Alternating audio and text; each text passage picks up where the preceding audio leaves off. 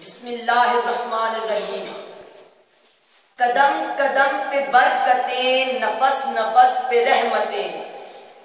قدم قدم پہ برکتیں، نفس نفس پہ رحمتیں، جہاں جہاں سے وہ شفیع آسیاں گزر گیا، جہاں نظر نہیں پڑی وہاں ہے رات آج تک، وہیں وہیں سحر ہوئی جہاں جہاں گزر گیا۔ واجب الاحترام مہمان گرامی اور برادران اسلام، السلام علیکم ورحمۃ اللہ وبرکاتہ۔ میں آج کے دن اپنے موضوع سخن کا آغاز سرور کونین، ساقی کوثر، شافع معشر، تاجدار مدینہ، عبداللہ کے لخت جگر، آمنہ کے نور نظر، سید البشر، محبوب کبریاء، بدر الدجا، شمس الضحیٰ، احمد مجتبی، محمد مصطفیٰ، سب مل کر کہہ دیجئے صلی اللہ علیہ وسلم کہ مقدس، مطہر، منزہ اور منور نام نامی اس میں گرامی سے کرتا ہوں، کیونکہ خود رب لم جزل نے فرما دیا کہ اے میرے محبوب، اے میرے لاڈلے پیغمبر، میرا تجھ سے وعدہ ہے کہ زمین کے جس خطے پر، آسمان کے جس کونے پر، ہوا کے جس جھونکے پر، درخت کے جس پتے پر، پانی کے جس قطرے پر، جس انسان کے دل و دماغ پر تیرا ذکر ہوگا، میں اس پر اپنی رحمت کی بارش برسا دوں گا۔ گرامی منظر سامنے، میں آپ کے سامنے سیرت نبی کی صرف ایک جھلک پیش کر کے، نبی کی سیرت کے سمندر میں غوطہ لگا کر صرف ایک موتی نکال کر، بارگاہ رسالت سے صرف ایک پھول نکال کر، آپ صلی اللہ علیہ وسلم کی سیرت کی پتیوں سے صرف ایک پتی لے کر، آپ صلی اللہ علیہ وسلم کے کرداروں سے صرف ایک مہک پیش کر کے وہ نقشہ کھینچنا چاہتا ہوں کہ پوری کائنات پر یہ بات ظاہر ہو جائے کہ میرا نبی کتنا عظیم، کتنا عرفہ، کتنا اعلیٰ، کتنا بلند، کتنا بالا، کتنا احسن، کتنا اکمل، کتنا اجمل، کتنا افضل اور کتنا اشرف ہے۔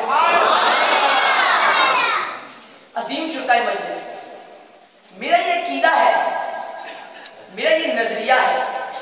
میرا یہ ایمان ہے، بلکہ میرا یہ یقین ہے کہ اگر ساتوں آسمان اور ساتوں زمینیں جمع کر دی جائے، یہ ہوا، فضا، خلا، چرند، پرند، نبات و جمادات، انسان و حیوان، نوری و ناری، چاند ستارے، سورج سیارے، کہکشائے، شمس و قمر، حج و شجر، عرش و فرشی، غرضے کے تمام 18,000 مخلوقات کو جمع کر کے ترازو کے ایک پلڑے میں رکھ دیا جائے اور دوسرے پلڑے میں سرکار دو جہاں صلی اللہ علیہ وسلم کو رکھ دیا جائے تو کملی والے کے سامنے ساری کائنات ہی ہو جائے گی۔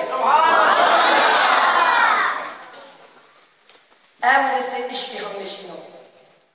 میں اپنے نبی کی سیرت کے کس کس پہلو کو بیان کروں، ذرا غور کیجئے گا۔ میری نبی کی سیرت کا ایک پہلو تو یہ ہے کہ جس کو تورات نے بیان کیا، میری نبی کی سیرت کا ایک پہلو یہ بھی ہے جس کو زبور نے بیان کیا، میری نبی کی سیرت کا ایک پہلو یہ ہے کہ جس کو انجیل نے بیان کیا، میری نبی کی سیرت کا ایک پہلو یہ ہے کہ جس کو قرآن کی سفاریں بیان کرتی ہے۔ ذرا غور کیجئے، میری نبی کی سیرت کا ایک پہلو تو یہ بھی ہے کہ جس کو جنت کی حوریں بیان کرتی ہے، میری نبی کی سیرت کا ایک پہلو یہ ہے کہ جس کو حضرات صحابہ کرام بیان کرتی ہے، میری نبی کی سیرت کا ایک پہلو یہ ہے کہ ہاتھ میں انگلی اٹھے تو چاند دو ٹکڑے ہو جائے، میری نبی کی سیرت کا ایک پہلو تو یہ بھی ہے کہ آپ صلی اللہ علیہ وسلم کا لاب دہن ابو بکر کی ایڑی پر لگے تو زہر ختم، میری نبی کی سیرت کا ایک پہلو تو یہ بھی ہے کہ آپ صلی اللہ علیہ وسلم کا لاب دہن علی کی آنکھوں پر لگے تو اشوب چشم ختم، میری نبی کی سیرت کا ایک پہلو تو یہ بھی ہے کہ جس کو شیخ الہند مولانا محمد حسن بیان فرماتے ہوئے کہتے ہیں کہ اے جنت تجھ میں حور و قصور رہتے ہیں،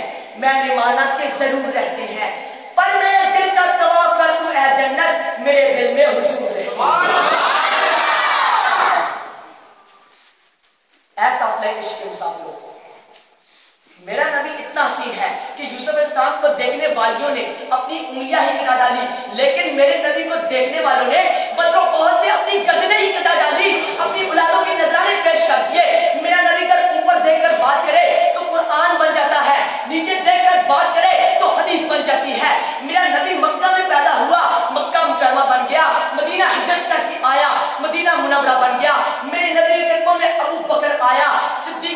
بن گیا، عمر آیا فاروق اعظم بن گیا، عثمان آیا ذوالنورین بن گیا، علی آیا حیدر کرار بن گیا، عبداللہ بن عباس آیا مفسر قرآن بن گیا، عبداللہ بن مسعود آیا فقہ امت بن گیا، خالد بن ولید آیا سیف اللہ بن گیا، بلال حبشی آیا مؤذن اسلام بن گیا۔ وہ کسی شاعر نے کیا خوب کہا ہے کہ در فشانی نے تیرے قطروں کو دریا کر دیا، دل کو روشن کر دیا، آنکھوں کو بینا کر دیا، خود گناہ راہ پر اوروں کے ہادی بن گئے، کیا نظر تھی جس نے مردوں کو مسیحا